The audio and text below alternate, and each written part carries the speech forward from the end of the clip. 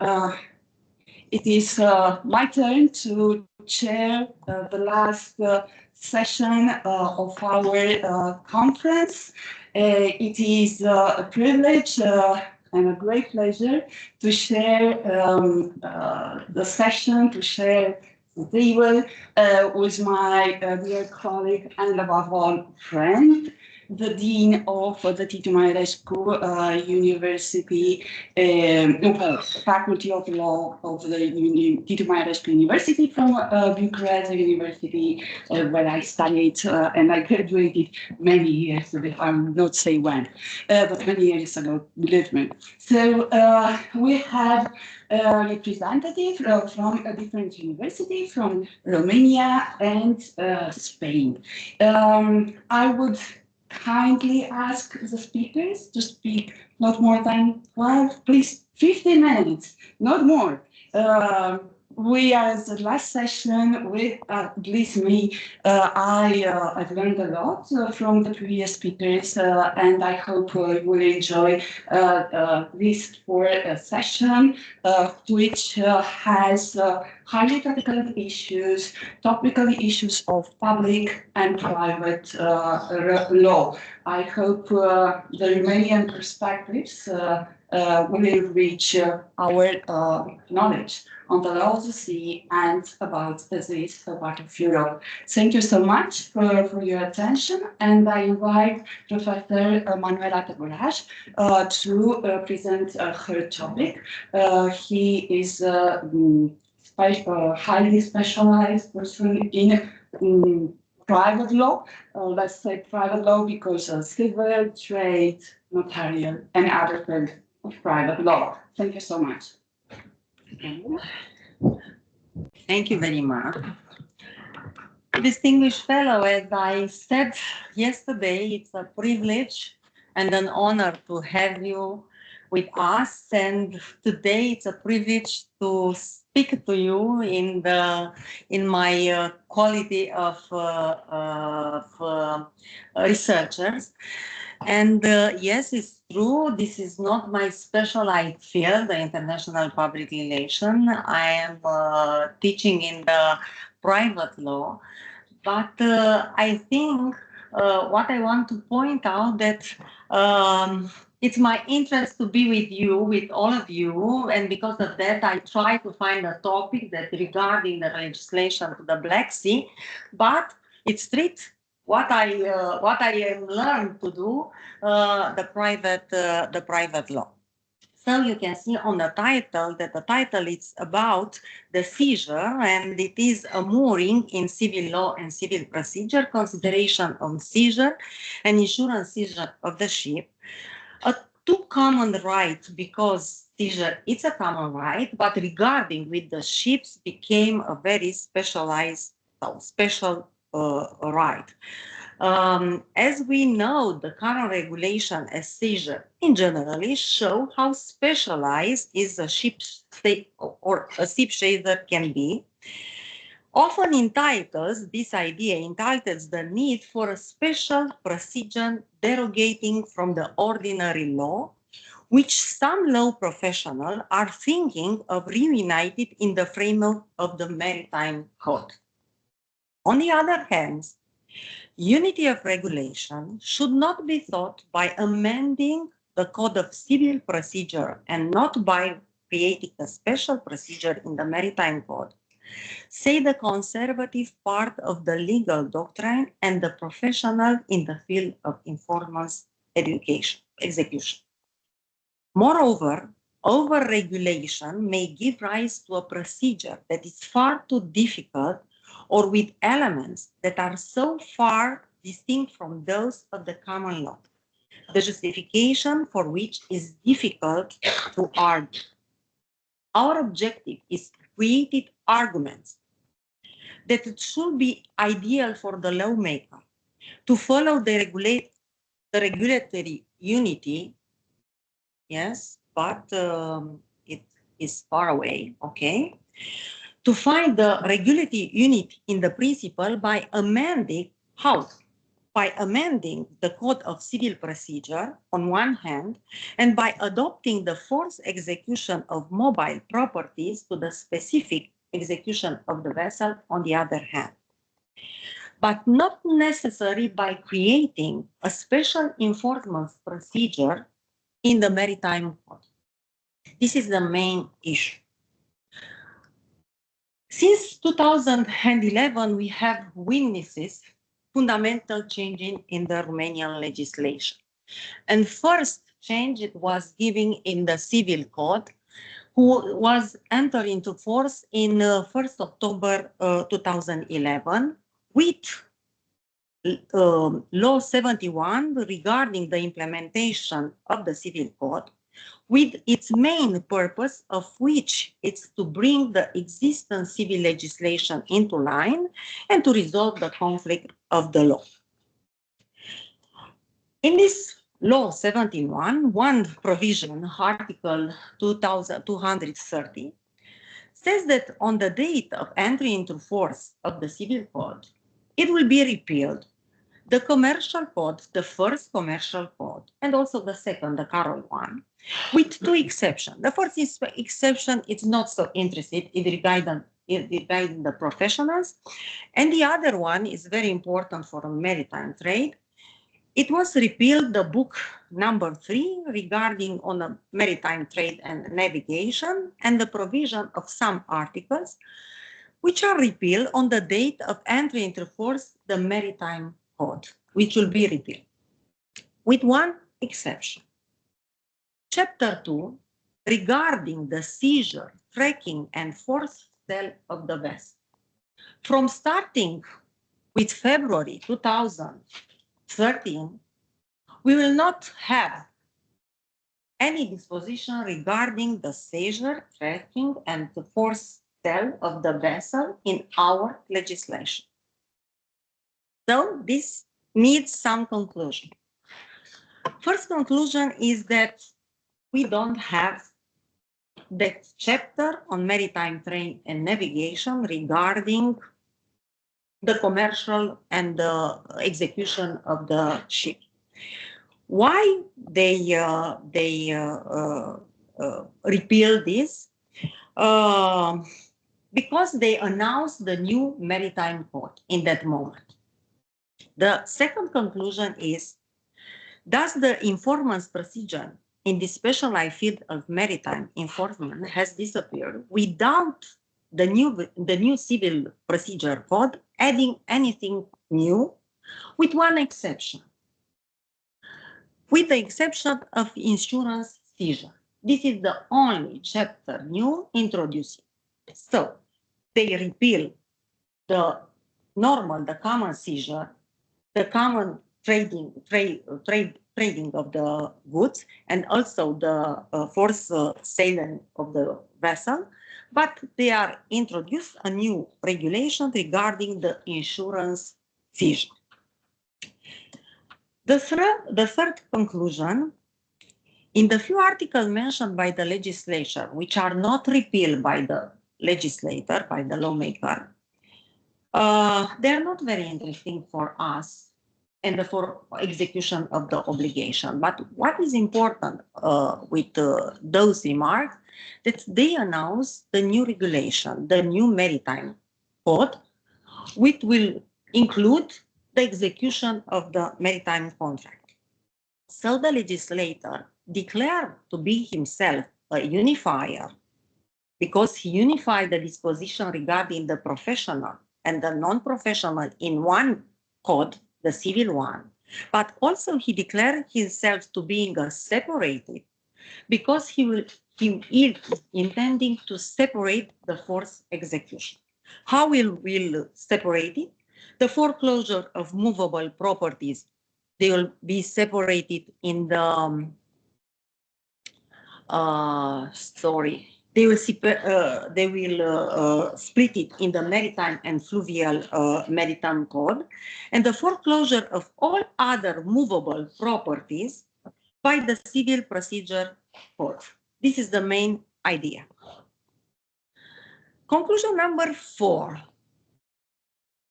It's regarding our memory that we have been, that it's been 11 years and we still don't have a maritime code since that period of repealing the former legislation. And I must repeat myself that we don't have the announced legislation, in spite of the fact that in the procedure for forcible execution of the ship, we don't have any rules regarding seizure, tracking, and forcing of movable properties. So, we have another conclusion, that this change of philosophy of our lawmaker does not seem to be constant, and it generated mistrust. The legislator got lost in the maze of regulation, or did it do it with its full knowledge?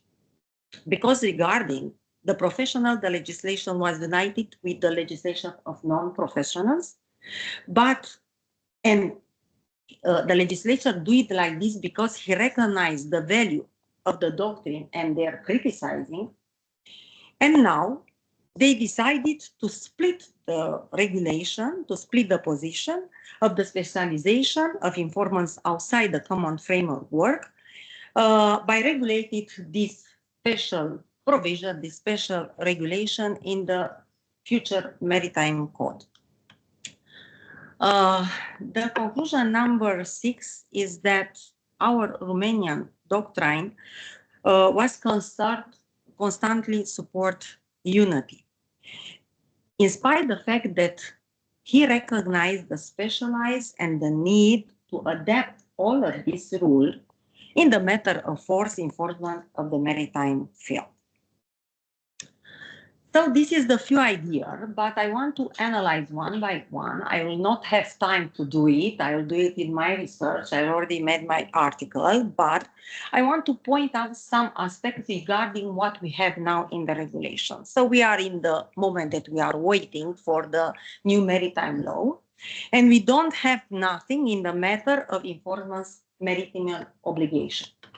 So we have something new I told you about. It's about the new regulation regarding the insurance seizure of the vessel. In the provision 960, 969. So we must remember that we don't have any special provision regarding seizure, tracking, and forced sale. And we hope in the case of a dispute related to the foreclosure of a ship, all the participants will think that the rules of the Civil Procedure Code regarding the enforcement of movable properties are applicable. So the only concept that you have, we have the concept in regarding the common law regarding seizure, tracking, and forced execution. So I will analyze only the first article, and regarding this article, we will see on the map that we have 960 article who create the right for the creditor to seize a ship.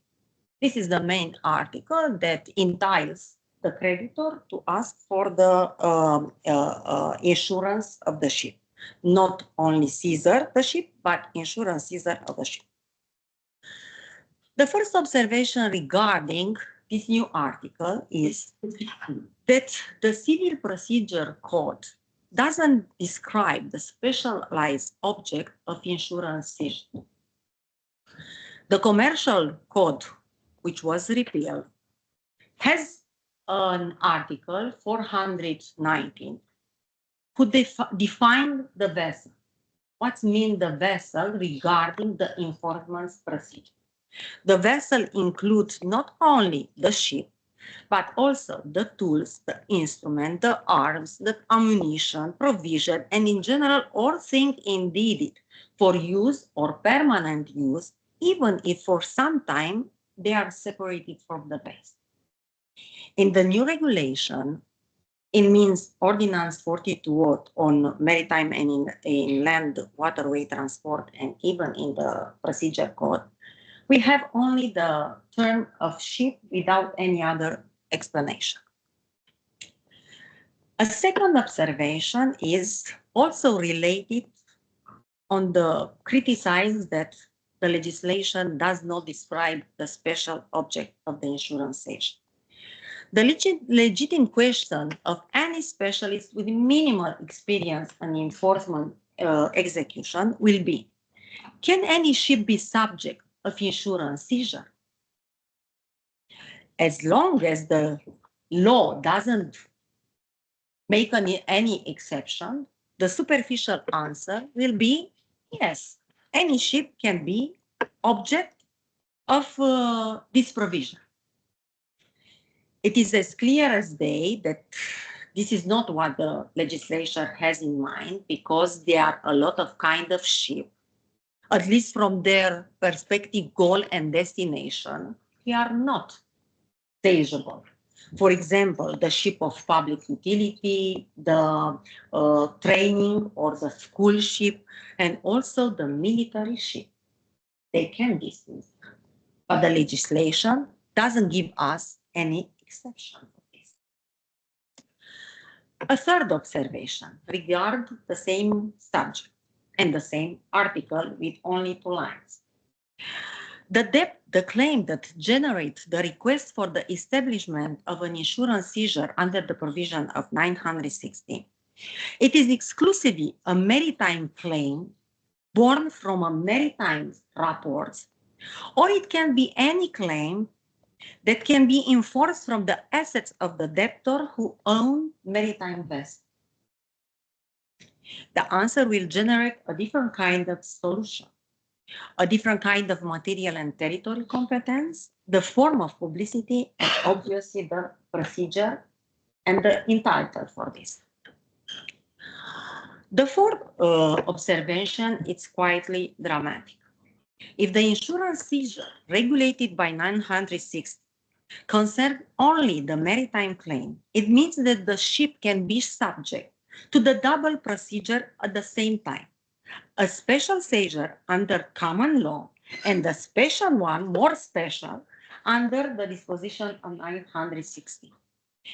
And we to believe that this is what the legislature thought of, to make a harder situation for the ship than for any other movable properties? Certainly not. And this is just a few effects of the rush to repeal rules without thinking ahead, to specialize too much and to separate procedure from the common law, and the effects are not long in coming. There can be a lot of other observations. For example, can the seizure concern only the entire ship, the whole ship, or a part of it, or a right of it? The common law offers solution, but the special regulation regarding the ship not. There are many things that can be discussed regarding this issue. I treat all the 10 articles in my written paper. But as a conclusion, the current regulation of seizure show how specialized a ship seizure can be, which often suggests the need for a special procedure derogating from the common law. But let's stop a little bit. Okay, but however, we consider that such a regulation of the informant's procedure is necessary to be found topographically among the forms of movable informers regulated by the Code of Civil Procedure, and not by amending the Code of Civil Procedure, only by amending the Code of Civil Procedure, not to create a separate disposition in the Maritime Code. But anyhow, both of the doctrines who made the legislative proposal, either for codification through a maritime code, as well as the practitioner in the matter, and obviously me, we find that it's imperative to quickly regulate the matter of foreclosure of ship. Clarification and harmonization are needed in a series of issues as material and territorial competence, the authorization of the movement of the ship, the transfer of guarantees, the standards for the individualization of the assets, but also indication regarding the forms of the publicity of the seizure when it comes about the ship, and also the seizure, the tracking, and the sales of the vessel. And there are just few issues and few problems regarding this new repealing of the former provision. And we should notice that in the March 31, Romanian officially entered in air and the maritime Schengen, and I think it's a must to clarify the legislation regarding the seizure of the ship. Thank you very much. I'm waiting for your question, but I want to thank you. But I want to mark that the private law is near you and we can do together a lot of things. Thank you very much.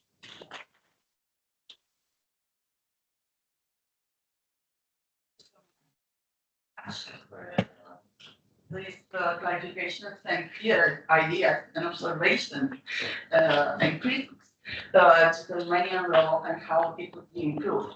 Very good point, and this kind of ideas seem to be easier for persons who are practicing and knowing them very well. I know it's not your specific field of research and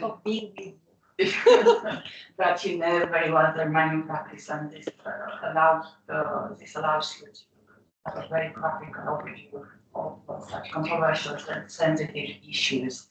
Now I will invite Professor Anina Bugin.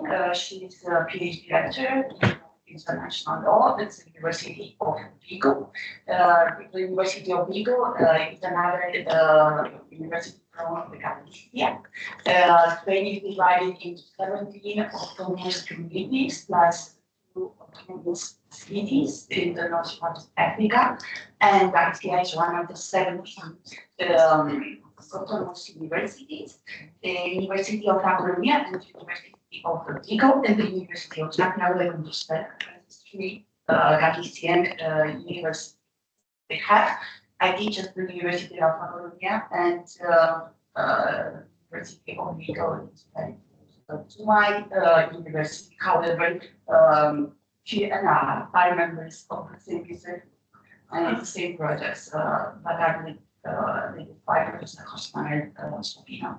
So, please, Professor, yours. Thank you very much, Gabriela, for these nice words. Dear colleagues, first of all, I wanted to thank you. Okay. The second. Yes, perfect.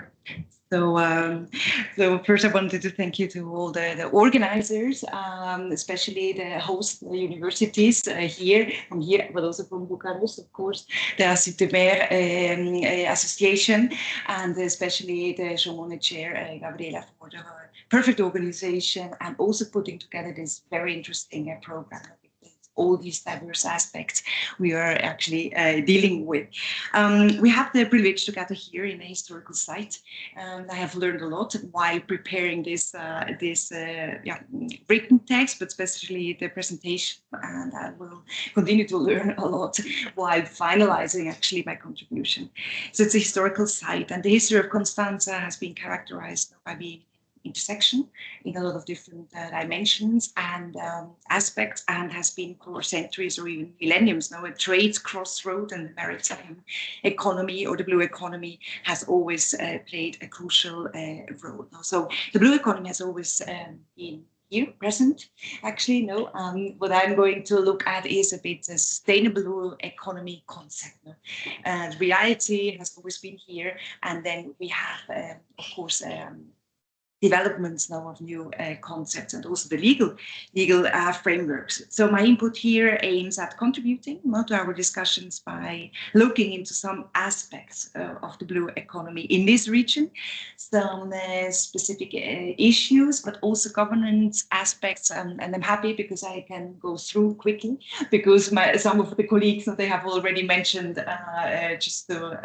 some governance structures. And I try to have a closer look at, to just mention a specific example of here, of the port of Constanza. So when we look at the past, the present, and the future is, of course, all already here. Yes, the sustainable blue economy, the term. We have different terminology. Terms are used, the ocean economy, the blue economy, blue growth, sustainable blue economy, etc. In my written presentation or contribution, I will deal with all these concepts because I think it's important to deal with the concepts and the definitions. We don't have a universally accepted, let's say, definition or concept. What is sustainable blue economy? That's why I just present you here a kind of working definition. What I understand, I think it's a very good definition of the concept because it includes the 3 dimensions of sustainability, right? Yes, it is about the economic growth, but also the social inclusion. We have been talking about yesterday, the people, they are fundamental in all economic sectors and also in the blue economy, but also a livelihood, an important topic, and while at the same time ensuring environmental, let's say, sustainability. In my understanding, I include, let's say, all ocean-related sectors established, like shipping, and also so-called emerging sectors, blue economy sectors. And just to make a very brief reference here, I elaborate on this more in the written text, is that from the start, when the terms blue economy, blue growth, ocean economy starts to appear also in the international framework, let's say, it was clear from the start that UNCLOS is considered the legal framework, the cornerstone of the ocean economy, whatever we understand. So also it's derived, let's say, or related international treaties. In the fisheries, 95 New York agreements, BBNJ, IMO regulations. What I've learned so far is that there is a clear consensus, let's say, on the international legal framework.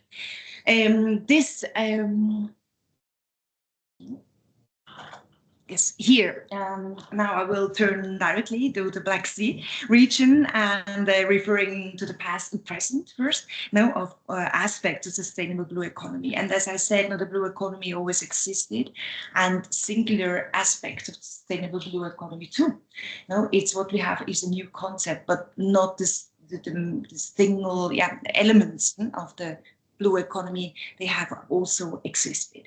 Very briefly, because my colleagues I already mentioned, what I try to do in my written presentation is to look first at the governance aspect. We have a regional governance, let's say. I divide it into regional governance aspect in the sense that the collaboration and the cooperation of the Black Sea states among themselves, let's say, with the Convention on the Protection of the Black Sea Against Pollution, then 92, the institutionalization of the Black Sea Commission, for example, and then also the protocol on biodiversity, which was approved in 2002. And this is what I call, it's a kind of the environmental pillar of the sustainable blue economy concept, which has existed more than last 30 years. It's not a new invention, sustainability concern in the Black Sea. This has we are not talking about here at me on the enforcement or the implementation, but yes, it has already been there. And then we have what is interesting from a blue economy, let's say, approach or perspective is the second one, the Common Maritime Agenda, adopted in 2019 within the framework of the BSEC, let's say. And here we can say there's a kind of the adding of the economic and the social pillar of the sustainable blue economy concept. Actually, in the framework of the Common Maritime Agenda, just to mention the celebration of the Maritime Business Week this week in 26th to 28th of June here in Constanza. So the blue economy activities, so in practice, let's say, including the business activities. And what we have in the Common Maritime Agenda is the 3 goals. So the sustainability approach or goal, not a healthy marine environment, but as we can see in the second and third is specifically the focus on blue economy. Specifically, let's say, defined and mentioned. A competitive, innovative, sustainable economy, but also investment in the Black Sea blue economy, not only in a financial meaning, but also in people. Capacity building, what we have in the ocean literacy or blue careers. So these are these like nice terminologies also used by the European Union, but yes, capabilities and skills are important and specific skills for the blue sectors. And then we have the, let's say, I call it, let's say, the European Union approach. Here, the European Union governance context, which is of course relevant specifically for Bulgaria and Romania, because it has direct impact of the new regulations, etc., but probably also indirectly for the whole Black Sea region. And we will see this probably with the example I try to make just in the following slides. We have the Black Sea energy, which was not considered as let's say, a sea-based European Union, sea-based strategy as such, but as a contribution and to institutionalized forum for EU cooperation, as you know it much better than me. And then, of course, when you talk about the sustainable blue economy, you have the communication of 2021, which is a direct result, policy result, right? It's not a legal document, a direct result of the Green Deal of the European Union. Just to mention there, decarbonization is omnipresent in the sustainable blue economy context of the European Union, and is a horizontal issue, and we have a look at just right now. And the second one is ports. Ports are considered key players, not only because of their traditional activities of shipping and of transshipment and logistics, but also for future tasks, like, for example, to be an energy hubs for alternative fuels when it comes to vessels. Now, turning to the present and the future, just some ideas, and I will elaborate on that more, of course, in the written contribution when it comes to maritime ports. So how is actually, let's say, this the sustainable blue economy of the European Union put into practice? And just to mention two regulations that were just adopted recently, the Fuel EU Maritime Regulation in September 2023, which has the focus is on, let's say, greening the maritime transport. By vessels, they must reduce their GHG, greenhouse gas intensity, for energy used on board during voyage. There are special requirements. I elaborate on this on the written text. And this happens tomorrow, in the sense this is the deadlines for vessels, how they have to phase out or phase in the reduction and to phase out, let's say, their intensity. This is what I say, it starts tomorrow, it starts in 2025, and it's phasing in regulation. But this has also not only consequences for the vessels as such, but also for the ports, because vessels, they are connected with the ports, of course, right? And then there's a second requirement, is that vessels must use all its electrical power at berth while they are on the port, by onshore power supply. And this has a huge impact of ports, of course, that they have to provide this infrastructure by 29, but by 2024, I mean now, they have to provide already refueling stations for liquefied gas. So this contributes to the greening of maritime transport. And directly related with this, we have just a revised 10th regulation, very specific, technical regulation, just adopted 2 weeks ago by the Council, which aims to modernize, to have a multimodal transport network, sustainable, more efficient, including maritime, river transport, but also rail and road. So, I mean, this, I come back to this just right now. What does this mean for the Port of Constanza? Because there is a categorization for airports and ports. You are a core port, airport, comprehensive extended core, or a comprehensive, right? So there's a categorization, and the categorization means that there are different requirements. The member states have to apply for these specific airport supports. What is a core maritime port is considered. There is a methodology how the categorization has been carried out, but specific, or to summarize, they are considered of highest strategic importance. And this is the core maritime ports. We have heard yesterday, the pro-rector of the university and also a colleague from the Coast Guard, right, on this issue that they are considered of highest strategic importance, of course. So just a very, to go to the Port of Constanza, just a very short, quick look at the sustainable blue economy data from the European Union for 2021. Just to highlight that there is quite a concentration of the established sector in 3 sectors. So ship building and repair and port activities account for almost more than 50%. Be it for employment or GVA, gross value added, right? And of course, tourism, though, is the third sector. But I will elaborate on this because I think it's important to know that macro data don't tell the whole story, right? And they are important.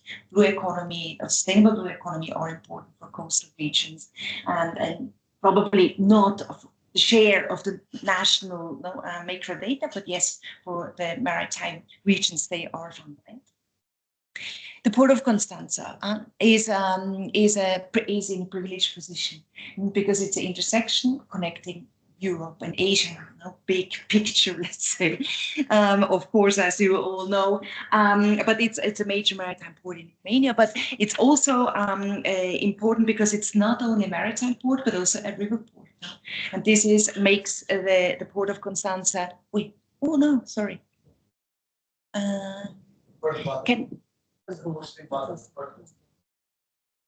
okay. Sorry.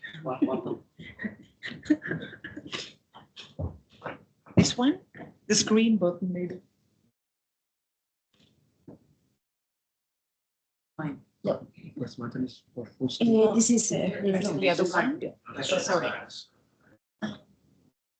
This one.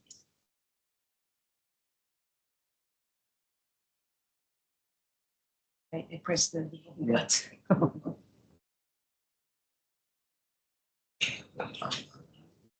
Okay, thank you very much.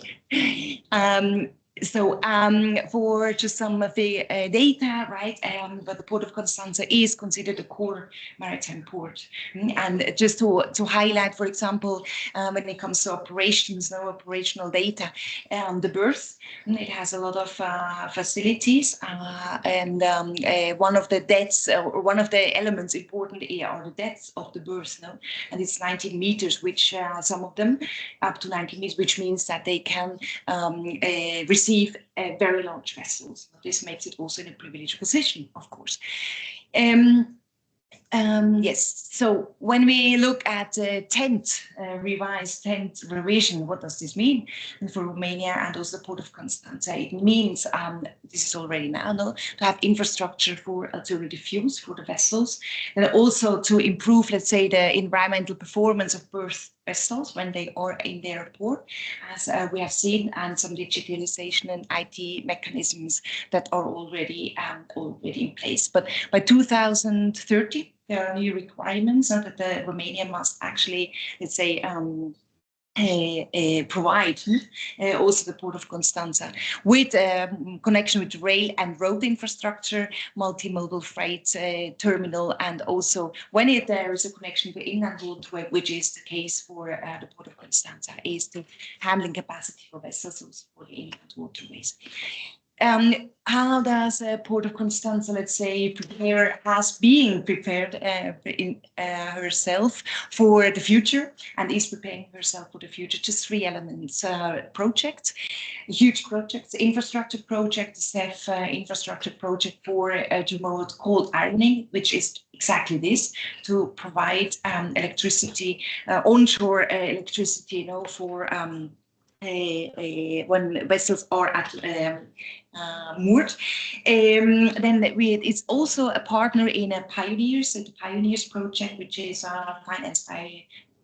co-financed by Horizon 2020 of the European Union, which is not, let's say, addressed to vessels, but to its own energy reduction, let's say, or more efficient, and also to substitute, let's say, its own energy resources to alternative fuels. As you can see with other 3 ports, and they will elaborate into demonstrations how to actually reduce the GHG in ports and off ports. And this was also mentioned yesterday, I think, by the prorector, that it's a part of the Rail to Sea project within the 3 Seas initiative to connect the Black Sea with the Baltic Sea by railway. It's on railway, yes, but the railway, they have a start and ending point, which are actually at the sea, at the coast, and also one of them is the port of Constanza.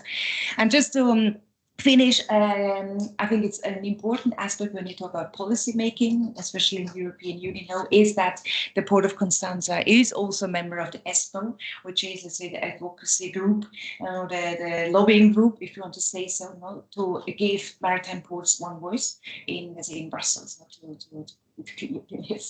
which is very important. And they have also their own initiatives like EcoPort Network now, so there is a clear, the future goes to decarbonization. And this is just a recap, I think, the past, present, and future of the SBE in the Black Sea. It has always existed, blue economy, right? There have been approaches already in place. This is the past, but they last today and also into the future, like the Black Sea Commission, or when we talk about sustainability, sustainable environmental issues, goes probably to over the sustainable economy we have now, and the future is here. One aspect of the future of the sustainable economy is the maritime issues on the decarbonization, the pollution, and what the added value of the SBE concept probably is that we have a comprehensive approach, the sustainable approach. Before we had environmental issues, we had blue growth issues and social aspects, and what I think is the added value is it's a more comprehensive approach of the 3 dimensions of sustainability. And with I wanted to stop here with this very nice picture. I think now it's the world oceans, cornucopia of goods and services. I think if we do not protect and conserve our oceans, they cannot provide us with all these goods and services for humanity, especially for livelihood. Thank you very much, and I'm sorry for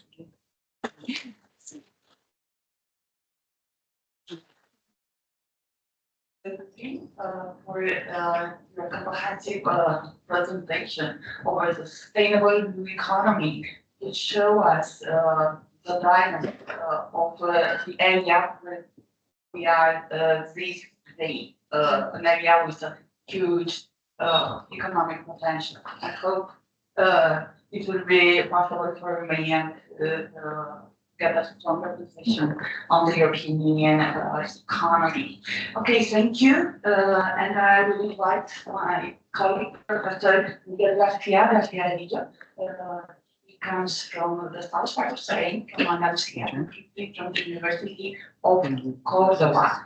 I have to underline strong implication of the research group coordinated by Professor Asociación in the life of the International Association from the Sea, and Professor Gabriela A is one of the strongest and active participants to the colloquia of AssIDMer. Thank you so much, Professor Garcia, and you have the floor.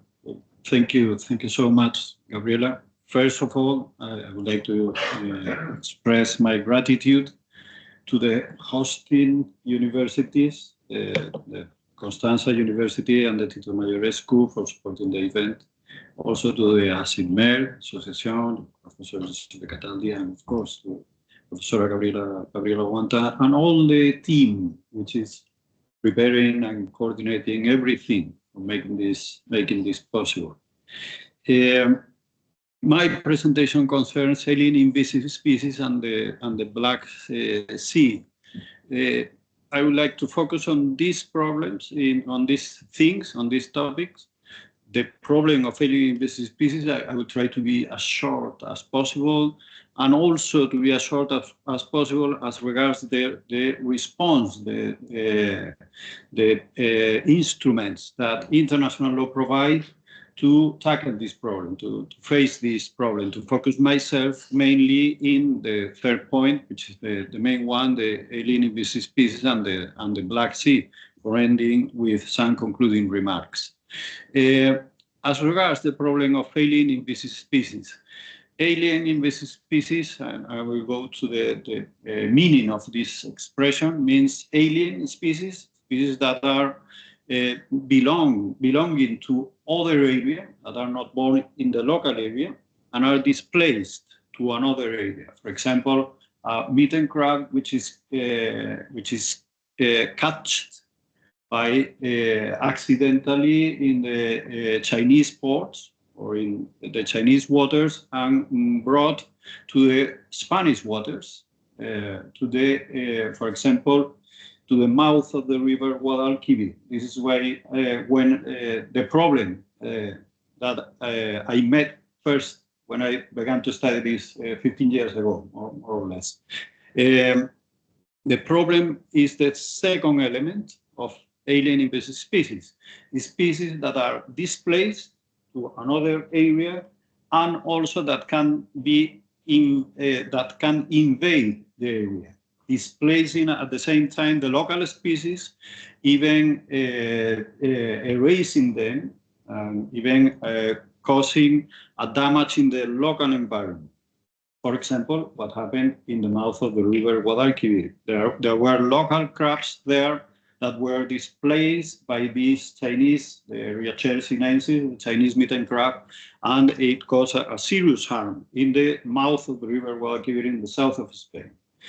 We will see some local examples in this respect. These are provoked by a displacement, and this displacement can be produced by many patterns of introduction, most of them unintentional, non-voluntary patterns. So if we go to the patterns of introduction, these are just examples, the main examples, but these are just examples. I would like you to focus on the first one, the ballast water problem, which is one of the main concerns as regards the displacement of alien invasive species nowadays. The ballast water is the water that vessels use to balance when they upload or they download their cargoes for keeping balanced and not putting in jeopardy the cargo itself and the security of the vessel.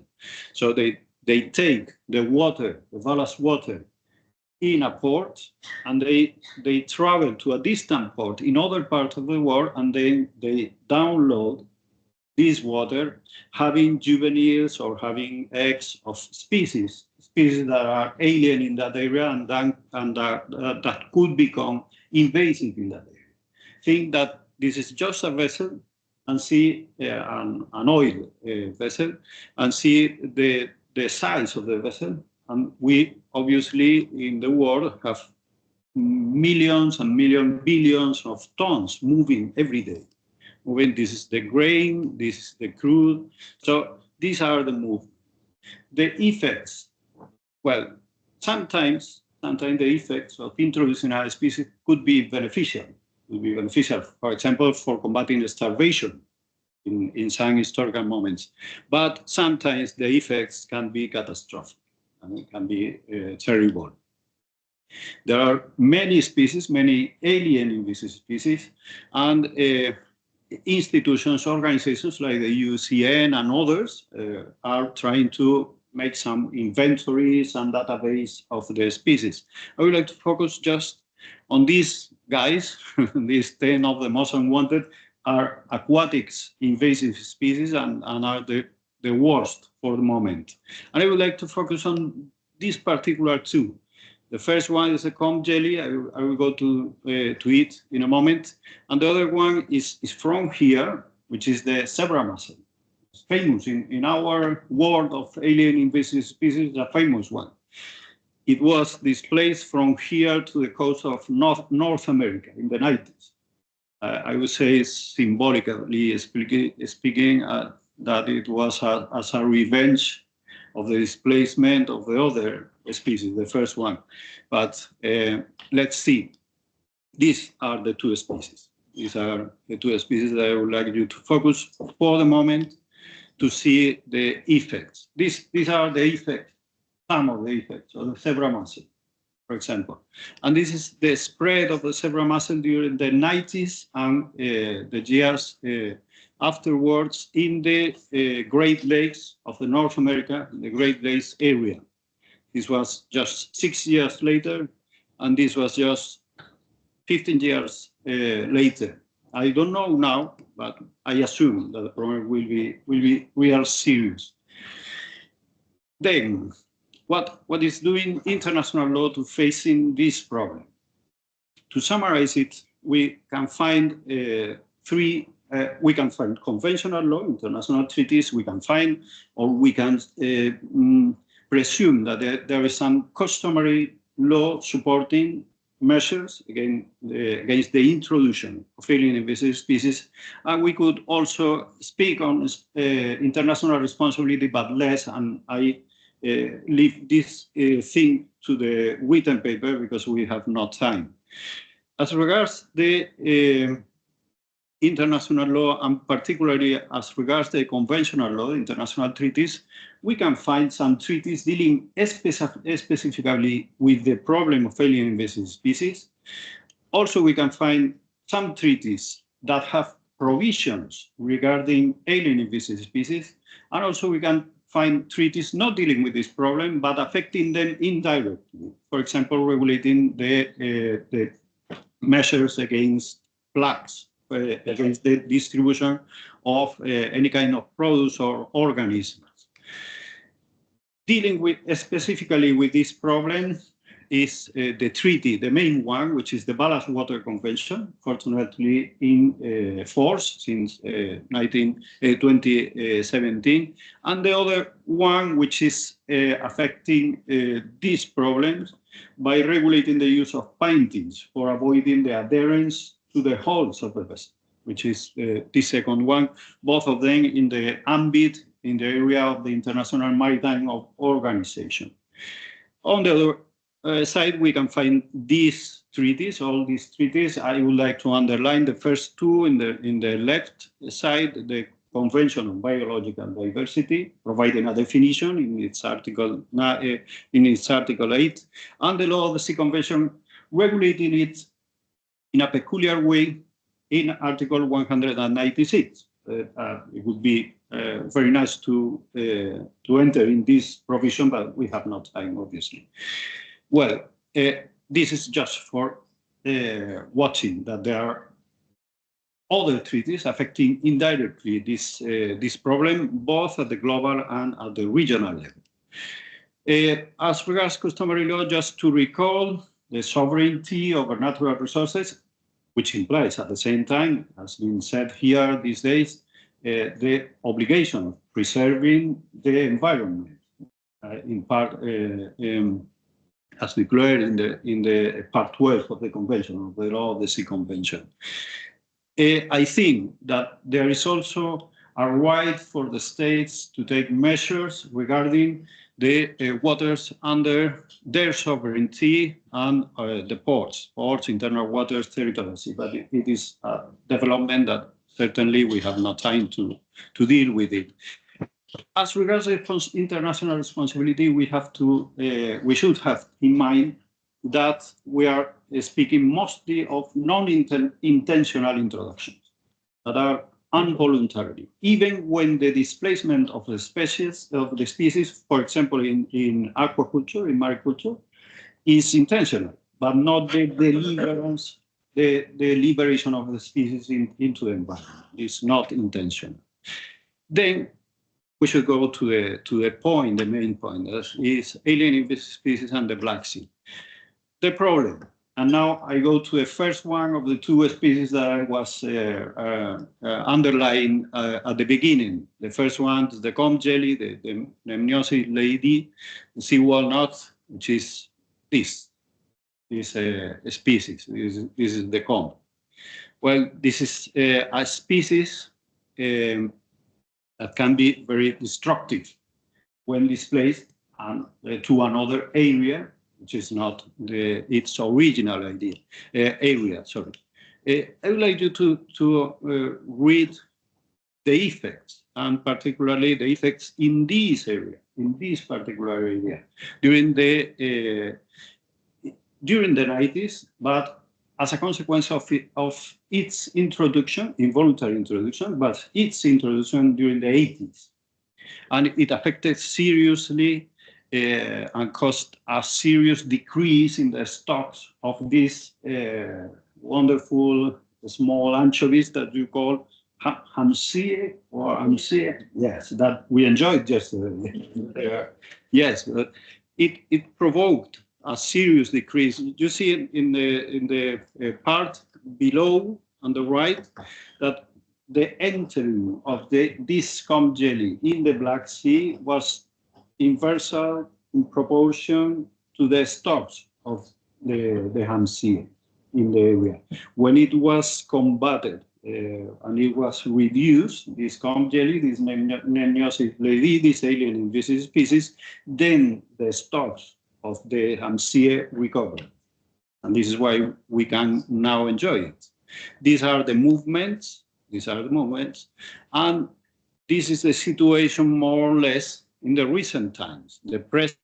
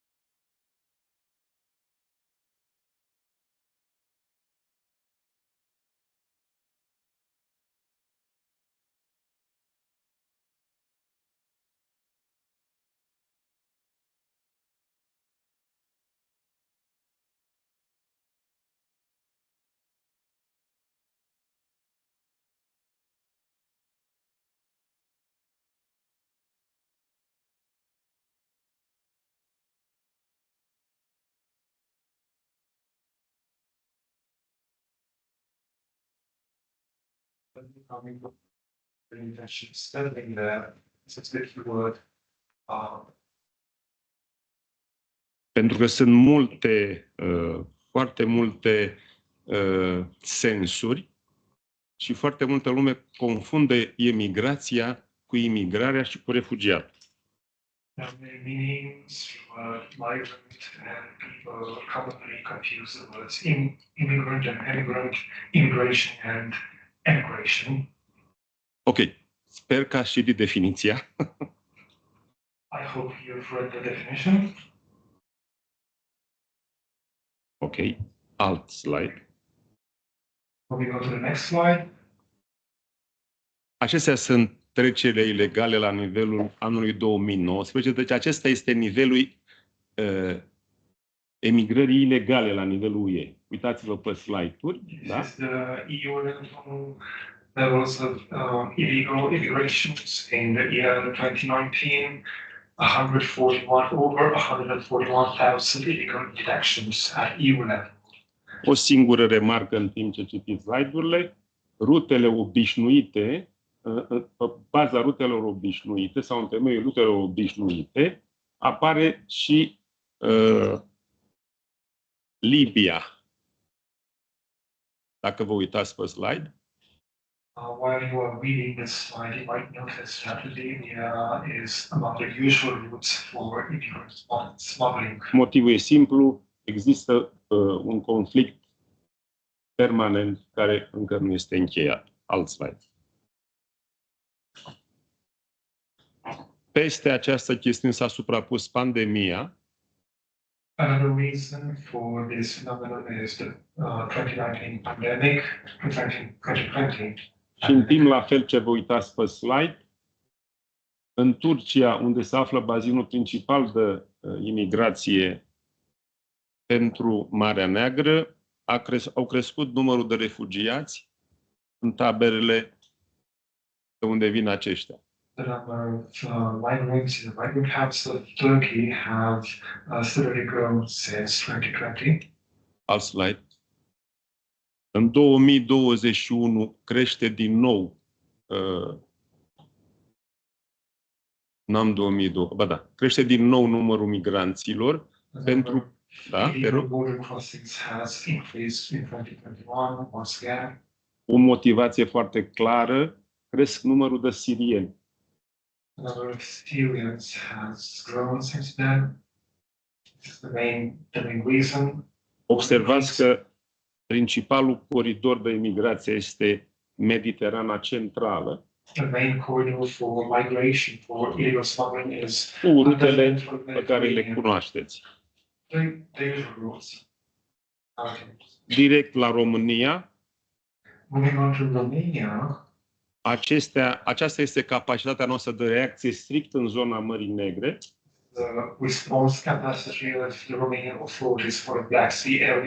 Integrarea europeană înseamnă cooperarea în cadrul programului Frontex și cooperarea în special cu autoritățile turcești și italiene.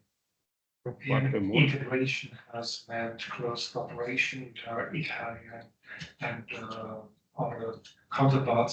Principalul instrument de combatere este garda de coastă. The main instrument for fighting is the Coast Guard, with the powers which are mentioned in the slide, mounting border control, mounting monitoring and surveillance, as well as preventing and fighting. Acestea sunt riscurile și amenințările în zona maritimă a României. These are the risks and threats for the Romanian Black Sea coast. Observați la finalul slide-ului că principalele amenințări sunt imigrația ilegală și infracționalitatea transfrontalieră. As you can notice, the illegal immigration, cross-border criminality are the main threats for the Romanian borders at Black Sea. Sigur că am trecut și amenințările asimetrice în actualul context nenorocit al războiului. Of course, we have mentioned the asymmetric threats due to the ongoing war in Ukraine. Aș adăuga aici acel coridor de care a vorbit colegul nostru mai devreme. I would also add the corridor mentioned by our colleague earlier, care creează niște probleme în practică extraordinare. Which is creating extraordinary problems. Trebuie să înțelegeți că nu funcționează pur și simplu sistemele electronice ale navelor în anumite zone și în anumiți timp ai zilei. To understand that electronic equipment vessels simply do not function. Consecința, accidente navale, nave scufundate. Consecințe. Yes. Among the consequences, there are the vessel accidents, sunken ships. Așa este organizat sistemul SCOMAR de supraveghere maritimă al României. Are cea mai mare capacitate de supraveghere din Europa la ora aceasta. The SCOMAR system, which Romania is endowed, has the greatest capacity at EU level currently. Da. Trecem repede peste aceste cazuri. Așa arată, mulțumesc, așa arată tipul de nave cu care se face imigrație ilegală pe ruta Turcia, zona maritimă bulgară, zona maritimă a României. These are the vessel types used for illegal immigration, smuggling of. Observați că sunt nave de dimensiuni reduse. Sunt nave de dimensiuni reduse. Really small boats, as you can see. Se transportă până la 100 de imigranți pe asemenea navă. They may transport up to 100 immigrants on each. Profitul la un asemenea transport este în jur de 250.000 de euro. The profit out of a single transport is over 250,000 euros. Și reușim să arestăm un singur infractor care este conducătorul embarcațiunii, ceilalți evident. And we managed to emigranți. catch only the captain of the ship. Da. Și pentru că timpul este foarte, și vreau să închei cu două filmulețe care sunt foarte sugestive, timpul este foarte scurt. Prima concluzie, gestionarea eficientă la granițele externe înseamnă să continuăm programele europene în care suntem angajați. Effective management at the Romanian borders means continuing the European programs we are involved in. A doua concluzie este că permanent există cel puțin 3 scenarii posibile, planul A, planul B, planul C, în funcție de situațiile operative, adică cum să fie combătută imigrația ilegală pe fiecare zonă maritimă. At all times now, at least 3 possible scenarios for fighting this phenomenon. Avem o strategie comună și noi și Bulgaria, care este strategia europeană. We share a strategy with our Bulgarian counterparts for this purpose. Cum se spune în engleză, și cu toate acestea, oricum, however, trebuie să respectăm drepturile fundamentale ale omului. We still need to uphold human rights, fundamental human rights. Și știți bine problemele existente și în zona maritimă italiană, și în zona maritimă spaniolă, dar și la noi. Bun? Și în fine, strategia comună permanentă este strategia pe care urmează organismul numit Frontex. The strategy provided by Frontex is the strategies for such situations. Nu. Ăla, da. Și acum un filmuleț cum să combatem o simulare de combatere a imigrației ilegale făcută de Garda de Coastă. A short film showing how the Coast Guard acts to this end. Aici. Suntem la concert aici. Atât. Acesta este una din navele mici ale Gărzii de Coastă. Aceasta este nava amiral al lor, Ștefan cel Mare, care participă la misiunile Frontex. De pe această navă o să vedeți că se va coborî o embarcațiune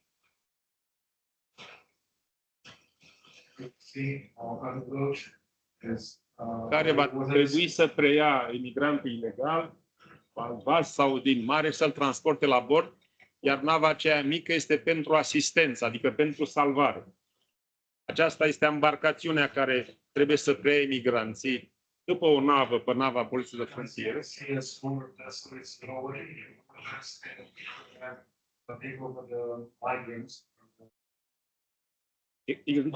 Acest exercițiu este făcut cu 3 săptămâni în urmă, partenerii europeni, evident. Așa se întâmplă. Da.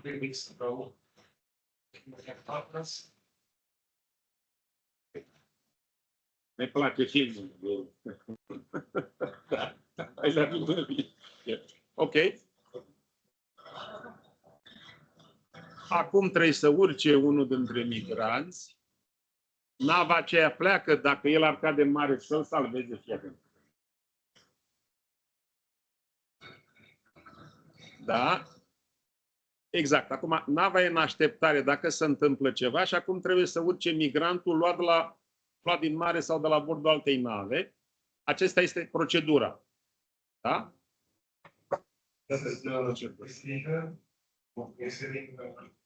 Este percheziționat, evident. Da? Trebuie să fie minim 3 persoane care să-l preia. Da? Dacă nu prezintă riscuri medicale iminente sau riscuri teroriste, sunt deplasați în spatele navei.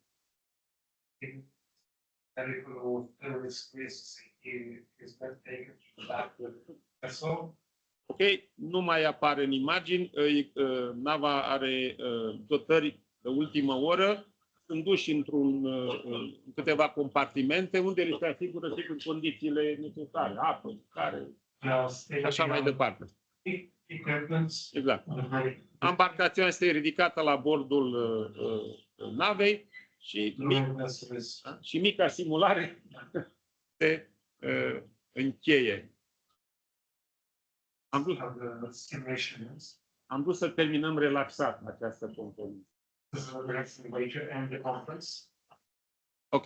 Thank you for your attention.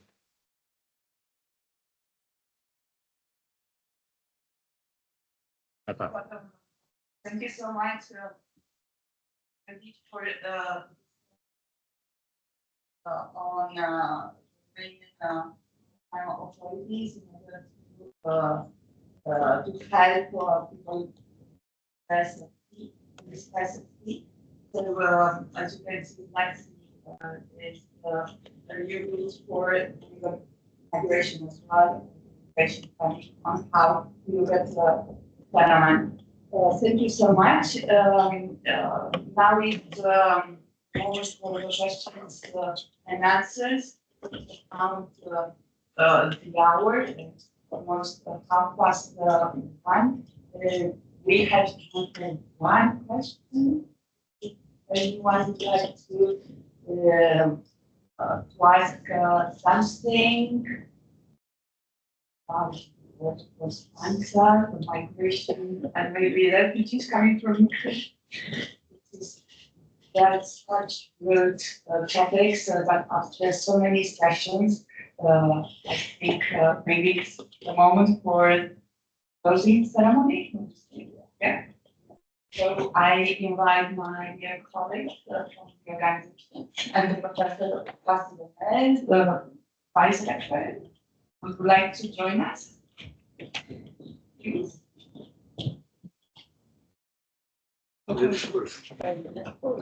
And of course, thank you so much to the speakers all for the 4th session. Thank you. Sorry for having. Okay.